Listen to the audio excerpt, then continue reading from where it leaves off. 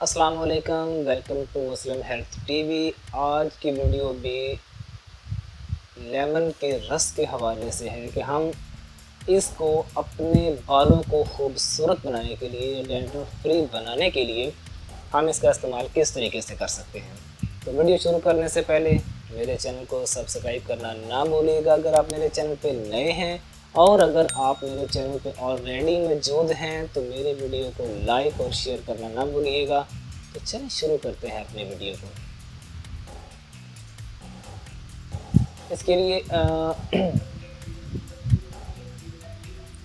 अपने बालों में लेमन से खूबसूरती पैदा करने से पहले आप एक प्रिकॉशन है उसे ज़रूर ध्यान से सुन लें।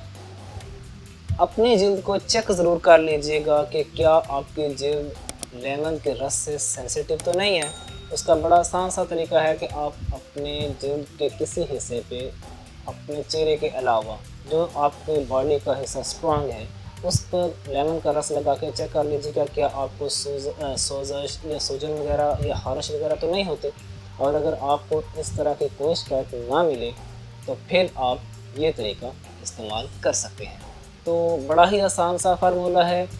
आजकल के मौसम में लेमन बआसानी मिल सकते हैं। आप लेमन को दो हिस्सों में काट के आप उसे डायरेक्ट अपने सर के जल्द और बालों पे उसके गोदे समेत आप उसे मांग निकाल के, जिसे हम चीर निकालना भी कहते हैं, वो निकालने के बाद उसको अपने पूरे बालों पे अच्छी तरह से अप्लाई कर दें। 1 घंटा उन्हें उस लेमन के रस को, उस मास्क को अपने बालों पे लगा रहने दें। उसके बाद किसी नॉर्मल से शैम्पू के साथ आप अपने बालों को शैम्पू कर लें तो आप उसी दिन देखेंगे इंशाल्लाह कि आपके बालों की रौनक बहाल हो जाएगी। आपके बालों की रौनक बहाल होना शुरू हो जाएगी, खुश्की कम हो जाएगी, बालों में एक नई जान और नई चमक आ जाएगी। तो ये तरीका इस्तेमाल करने के बाद आप मुझे कमेंट सेक्शन में अपनी राय ज़रूर दीजिएगा कि आपको ये तरीका या आपको ये फार्मूला किस कदर बेनिफिशियल लगा। मिलते हैं एक नई वीडियो के साथ। अल्लाह हाफ़िज़।